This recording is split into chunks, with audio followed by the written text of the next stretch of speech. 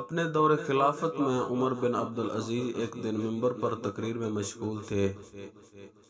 تقریر کے دوران ممبر کے قریب بیٹھے ہوئے لوگوں نے دیکھا کہ وہ اپنے دامن کو بار بار ہوا میں لہرا دیا کرتے ہیں۔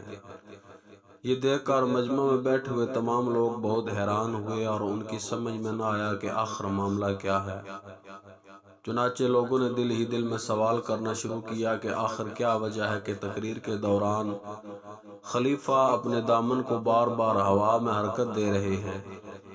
تھوڑی دیر بعد تقریر ختم ہو گئی۔ اپنے گھروں کی طرف جانے سے قبل لوگوں نے تحقیق کی تو معلوم ہوا کہ خلیفہ نے مسلمانوں کے بیت المال کی حفاظت اور اپنے بزرگوں کی فضول خرچی اور زیادتیوں کی تلافی کی خاطر اپنے لیے صرف ایک جوڑا کپڑا ہی بنوا رکھا ہے۔ چنانچہ ان کے پاس ایک جوڑا کپڑے کے علاوہ کوئی دوسرا لباس نہیں ہے اور اس کپڑے کو تھوڑی دیر پہلے ہی دھویا تھا اور مجبوری کی وجہ سے گیلا کپڑا پہن لیا، لہذا تقریر کے دوران بار بار دامن ہلا کر وہ اپنے گیلے کپڑے کو سکھانے کی کوشش کر رہے تھے۔